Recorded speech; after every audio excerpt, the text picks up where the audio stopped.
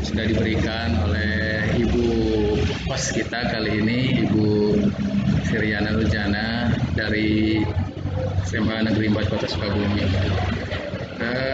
Perkenalkan, terlebih dahulu saya pada kesempatan kali ini pada acara penugasan PCT Batch 6 bertindak sebagai moderator. Nama Sutisna. Untuk instansi tugas saat ini yaitu dari SMK Muhammadiyah 1 Kota Sukabumi. Pada kesempatan ini saya mendampingi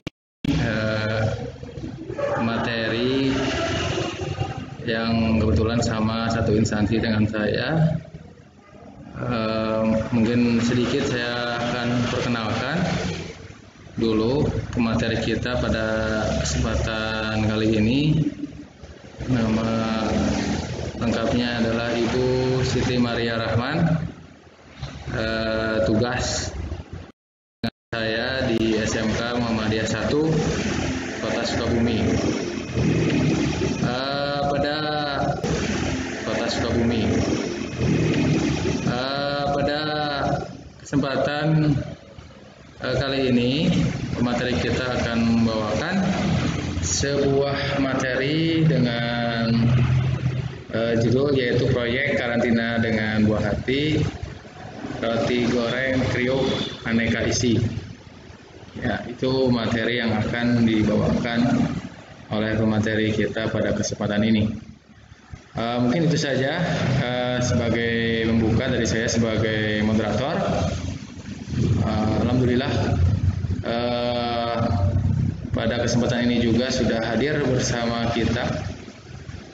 Selamat datang kepada Ibu Dede, Ibu Mama, Pak Asep nih, tampaknya sudah hadir nih Pak Asep. Dari kemarin katanya sudah menunggu momen ini gitu ya. Selamat datang Pak Asep di meeting room kita kali ini. Ibu Ona juga sebagai yang menjawab ya, sudah hadir, nampak hadir. Lalu ada Ibu Pini Nur Utami ya. Selamat datang Bapak Ibu pada acara penugasan PCT Batch 6 kali ini. Tadi saya sudah memperkenalkan Ibu pemateri kita pada kesempatan ini, yang mungkin juga sudah nampak di layar gadget atau layar perangkat Bapak Ibu. Di situ materi berikut nama presenternya, berikut nama instansinya sudah tertera. Baik Bapak Ibu, untuk pertimbangan waktu saya serahkan saja langsung untuk pemaparan materi kepada pemateri kita kali ini, kepada Ibu Siti Maria Rahman. Silakan.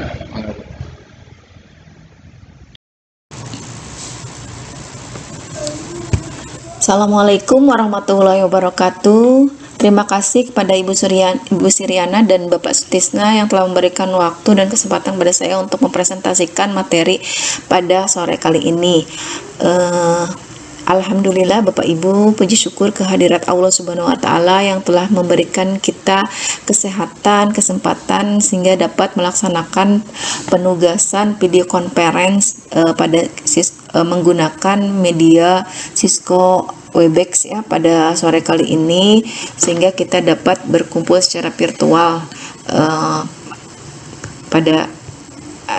pada kesempatan ini. Nah, Bapak Ibu, pada kesempatan ini saya akan berbagi sharing tentang bagaimana membuat istilahnya roti goreng kriuk aneka isi ya. Jadi ini temanya dipilih oleh Ibu Siriana. Terima kasih, proyek karantina dengan buah hati ya. Jadi apalagi karena sekarang kan work from home, learn from home. Jadi semuanya di rumah untuk menghilangkan kejenuhan, bosanan, atau mengisi aktivitas yang bermanfaat bisa dengan membuat makanan bersama anak-anak kita. Bapak Ibu, nama saya Siti Maria Rahman, saya tinggal di Sukabumi, saya guru swasta di SMK Muhammadiyah 1 Kota Sukabumi. Saya ibu dari 4 anak dan memiliki antusias ya, interest dalam hal teaching dan juga cooking. Ini untuk buat makanan saja di rumah. Nah, ini dan Bapak Ibu, oh ya, untuk resep roti goreng ini bisa ya nanti dijadikan bahan untuk jualan, juga bisa konsinyasi gitu ke kantin-kantin sekolah. Nah,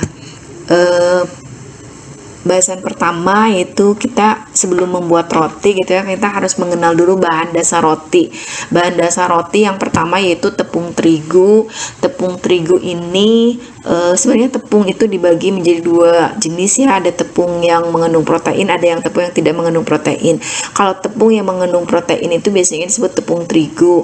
Nah, kalau yang tidak mengandung protein itu biasanya tepung maizena, tepung tapioka, tepung sagu dan lainnya. Tepung terigu ini ada 3 jenis ya. Kalau di pasaran itu ada yang protein tinggi, ada protein sedang, ada protein rendah. Nah, untuk protein tinggi biasanya digunakan untuk roti, bakpao, donat, dan istilahnya untuk yang menggunakan ragi gitu ya. Jadi si adonan bisa mengembang dengan bagus, dengan istilahnya ada serat rotinya atau serat bakpao atau donat ya. Jadi yang kedua itu tepung protein. Oh ya, kalau protein tinggi biasanya di pasaran ada ya, seperti yang kita kenal misalnya merek Cakra Kembar ya, Cakra Kembar. Kalau yang misalnya protein sedang itu contohnya segitiga biru. Segitiga biru ini biasanya kalau yang sedang ini dibuat untuk cake ya, kue bolu kayak gitu, jadi lebih bagus brownies itu memakai segitiga biru. Kalau misalnya protein rendah itu kunci biru, contoh merek di pasaran itu kunci biru itu biasanya cocoknya untuk kue kering, pie kayak gitu. Kalau pie-nya pengen renyah itu pakai kunci biru. Nah, yang saya pakai untuk membuat roti goreng itu yaitu tepung terigu protein tinggi, Cakra Kembar. Nah, kemudian bahan selanjutnya yang kita pakai untuk membuat roti yaitu ragi. Ragi di sini ada 2 jenis ya Bapak Ibu, ragi basah dan ragi kering. Nah, kebanyakan kita pakainya ragi kering. Saya sendiri belum pernah melihat ya ragi basah karena mungkin jarang digunakan dan mungkin lebih praktis menggunakan ragi kering.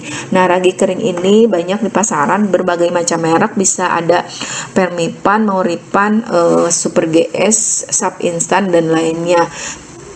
Biasanya yang terkenal yang sering dipakai itu Permipan, tapi saya biasanya pakai Mauripan. Itu tergantung Bapak Ibu prefernya, comfortnya pakai ragi merek apa. Nah, kalau ragi yang bagus itu kering ya Bapak Ibu, ini kan kayak butiran-butiran halus gitu, jadi kering. Kalau sudah menggumpal berarti raginya takutnya tidak aktif, nanti akhirnya rotinya menjadi bantat. Nah, caranya kalau ini dilihat aja kering dan tidak menggumpal. Kalau misalnya kita beli yang ons kayak gitu, kemasan kayak gitu, jadi kalau bisa disimpan ini selama saya 2 bulan tuh masih bagus ya, tapi disimpannya di lemari es, tapi jangan di freezernya, di lemari es bawah saja. Nah, ini untuk ragi ya, beda ya Bapak Ibu, ragi kering ragi yang dipakai untuk buat tape, buat tempe, sama buat roti. Ini yang buat roti. Nah, selanjutnya bahan yang kita gunakan untuk membuat roti yaitu margarin dan mentega. Kadang kita menyebut istilahnya sama ya, margarin dan mentega. Sebenarnya mentega karena ada 2 macam, ada 2 jenis, itu yang dari hewani dan dari nabati. Yang kita kenal di pasaran margarin ya, seperti merek Palmia, Blue Band itu terbuat dari nabati karena terbuat dari minyak sawit ya, nabati. Jadi harganya juga lebih murah, titik lelehnya lebih tinggi dibanding yang mentega. Nah, kalau misalnya yang mentega itu biasanya lebih mahal karena terbuat dari susu sapi. Contoh merek yang ada di pasaran kayak Wisman Butter, ada Orchid Butter untuk mentega. Kalau untuk margarin mudah ya didapat dan harganya lebih murah. biasanya saya pakai margarin untuk membuat roti, tapi kalau Bapak Ibu pakai mentega juga boleh, atau mix and match ya. Misalnya 50% mentega, 50% margarin, atau itu 80% margarin, 20% mentega, itu bagaimana Bapak Ibu aja, mentega atau apa istilahnya yang akan dipakai untuk membuat roti. Selanjutnya gula. Gula itu sangat berperan dalam pembuatan roti karena gula memberikan rasa manis, tapi juga gula itu sebagai makanan ragi. Jadi ketika saya biasanya kalau buat roti, nanti ada ya di langkah-langkahnya buat roti, itu gula diseduh pakai air hangat ya, ditambah ragi, kemudian di proofing, didiamkan selama 5 menit, sekitar 5 menit, biar mengembang dari kalau metode ini, jadi kita tahu raginya aktif atau tidak. Kalau misalnya aktif nanti bisa dilanjutkan untuk membuat roti. Kalau misalnya raginya tidak mengembang, tidak bergelembung kayak gitu, masih tetap sama bentuknya, itu sebaiknya tidak dipakai karena nanti akan membuat roti menjadi bantat. Gula juga sebagai pemanis ya, untuk rasa manis dalam roti. Kalau misalnya kita buat pizza atau roti tawar, itu berarti gulanya juga dikurangi. Kalau misalnya kita buat roti manis, tentunya gulanya lebih banyak. Itu disesuaikan dengan selera juga. Kadang ada roti goreng yang orang itu senang kulitnya itu rotinya itu semu manis ya, atau manis banget atau gimana. Nah, itu disesuaikan juga. Nah, tapi nanti ada resepnya saya kasih sharing untuk roti manis, bisa untuk roti asin, atau isinya yang untuk sosis pedas kayak ayam cincang juga itu cocok gitu ya, cocok. Nah, sekarang kita ke bahan selanjutnya, yaitu telur ya. Telur itu untuk menambah gizi, selain menambah gizi juga telur sebagai emulsifier, kalau misalnya pengikat udara ya. Jadi kalau misalnya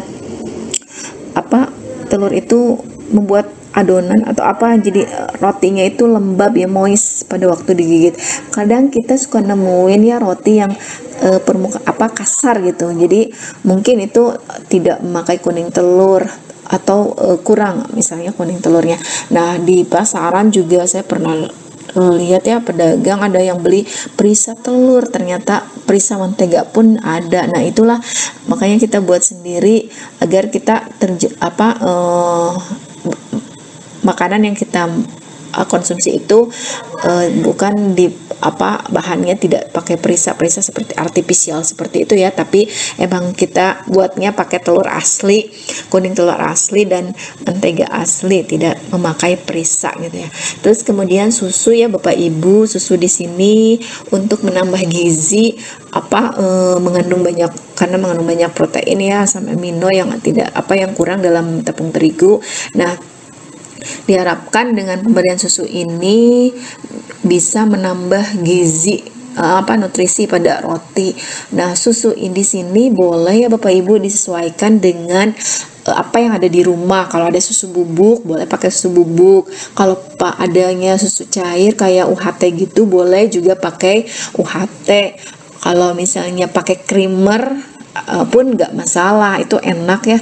Saya pernah pakai susu bubuk, pernah pakai creamer, pernah pakai kental manis yang kayak gitu ya, yang susu kental manis juga pernah, pakai susu cair juga pernah.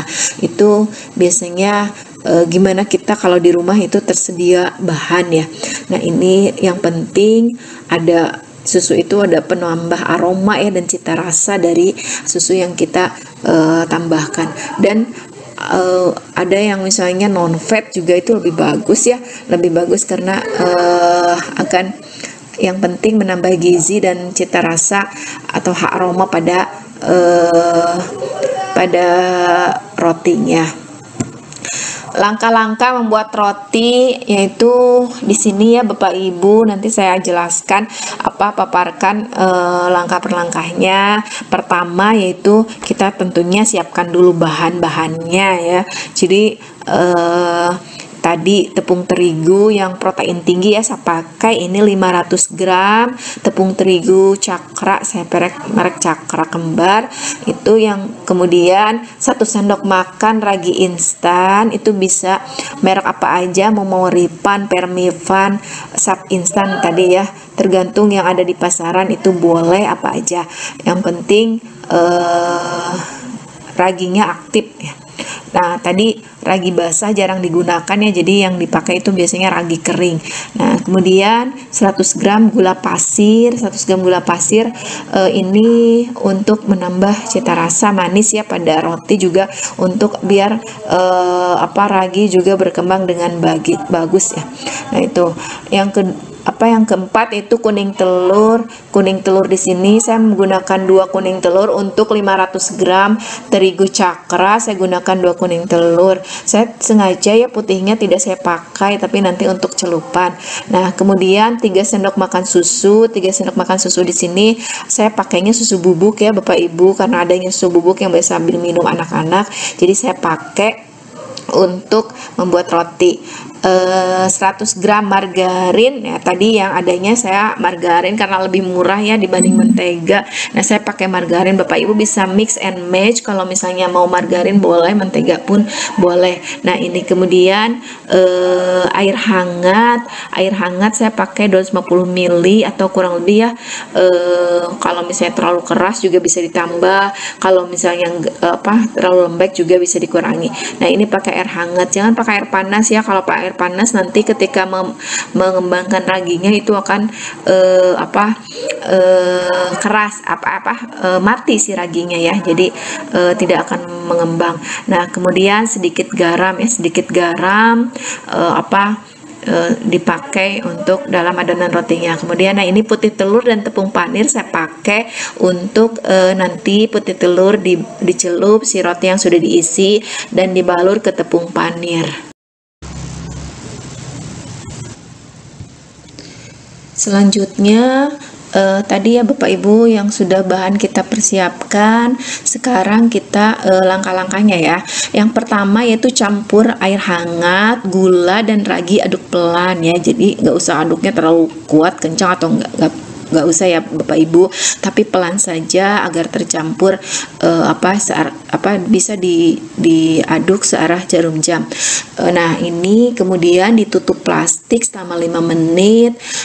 Nah, hasilnya akan mengembang. Kalau mengembang begini tanda ragi aktif dan bagus. Nah, itu bisa dibuat untuk adonan roti. Kalau misalnya si ragi setelah 5 menit ditutup plastik atau kain lap bersih ya gitu, yang serbet bersih, itu masih seperti ini, berarti raginya tidak aktif ya, tidak bagus untuk adonan rotinya. Pernah saya mengaktifkan ragi kayak seperti ini, hasilnya masih seperti ini, jadi hasilnya itu bantat ya jadi si roti goreng itu kayak yang tumpukan terigu kayak gitu, jadi tidak mengembang. Nah, kemudian setelah kita lihat aktif bagus, nah ini kita langsung buat adonannya.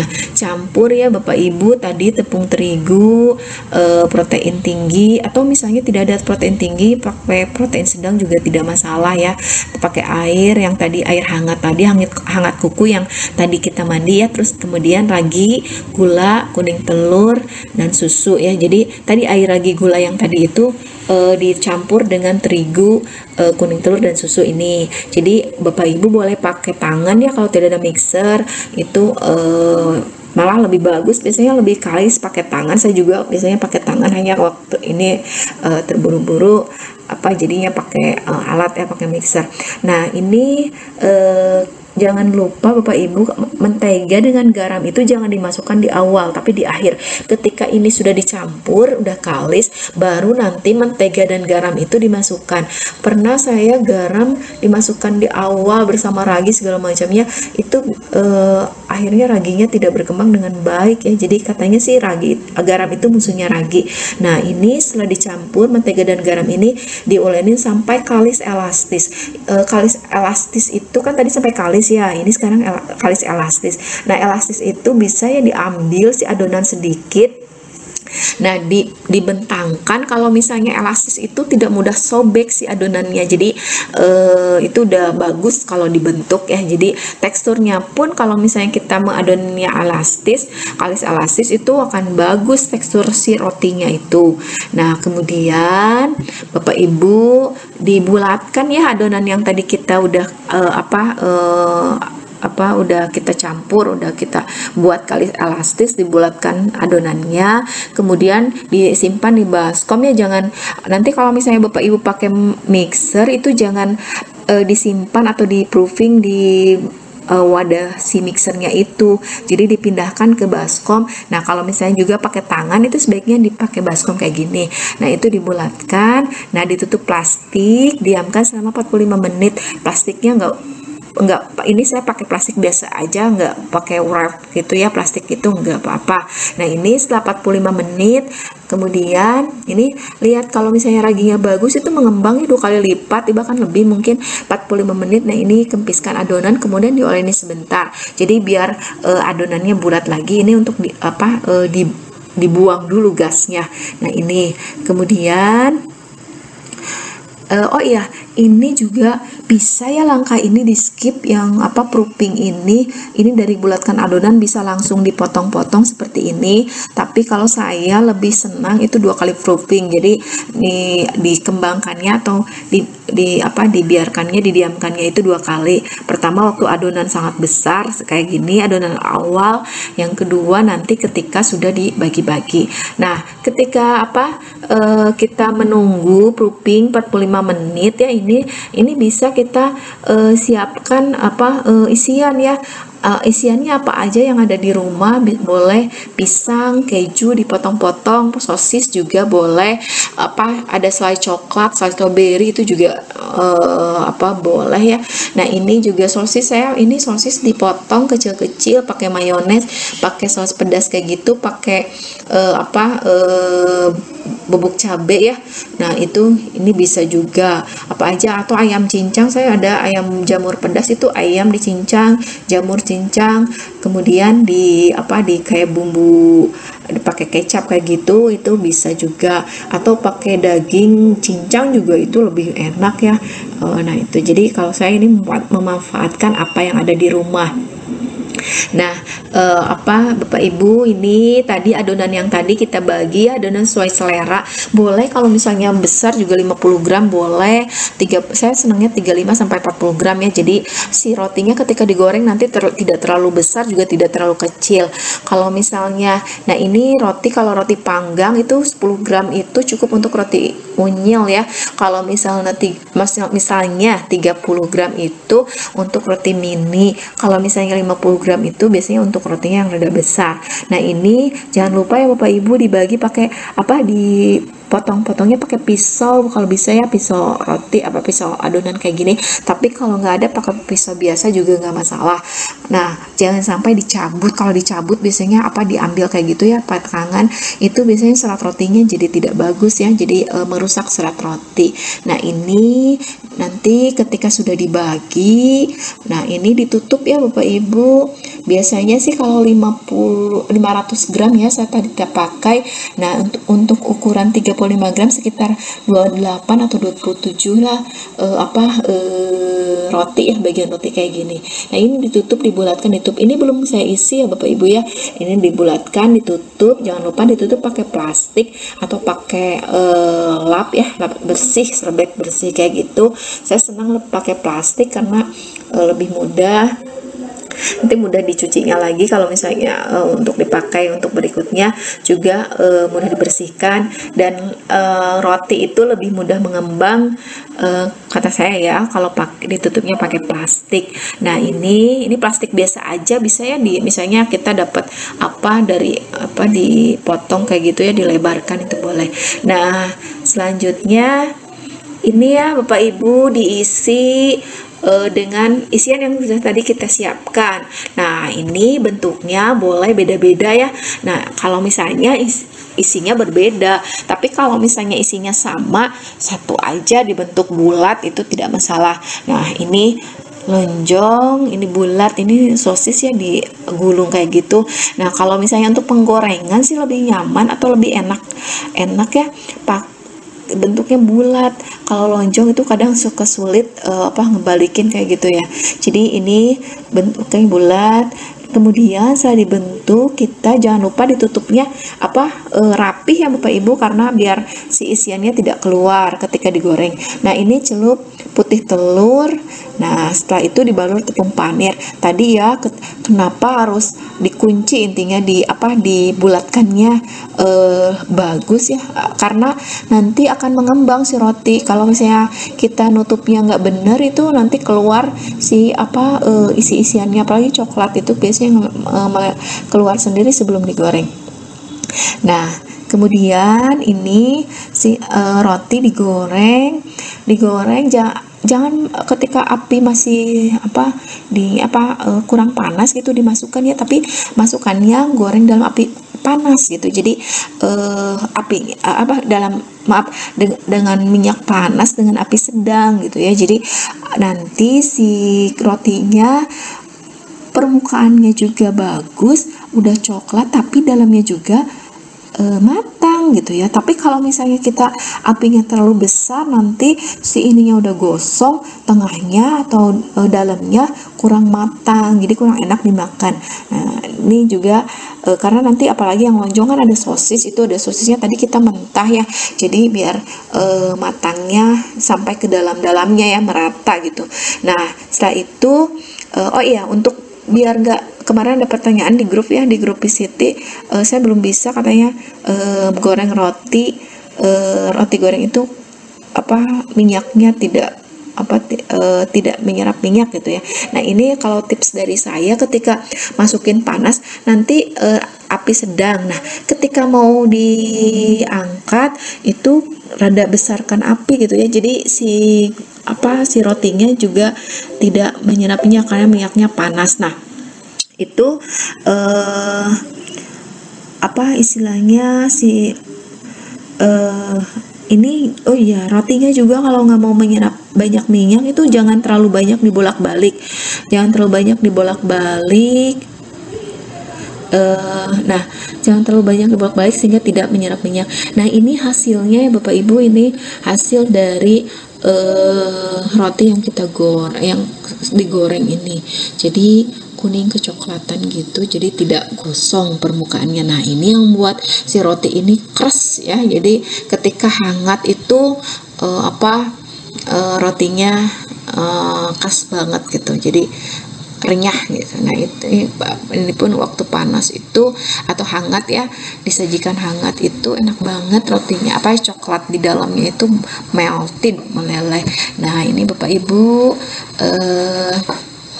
boleh ya dicoba di rumah, resepnya bisa bersama dengan buah hati kita, saling bisa membantu ya, dari mulai menimbang segala macam, memotong keju ini juga bisa. Nah, ini insya Allah resepnya udah saya praktekkan berkali-kali, bahkan saya juga jualan ya ini untuk beberapa intinya udah ribuan pieces mungkin ya, resep ini dipakai untuk roti saya. Nah, ini Bapak Ibu boleh ya, ini tadi ya pakai tangan juga tidak masalah. Nah, demikian Bapak Ibu, mudah-mudahan apa yang saya sampaikan bermanfaat. Untuk sesi tanya jawab saya serahkan kembali acara kepada moderator, kepada Bapak Sutisna, saya persilahkan.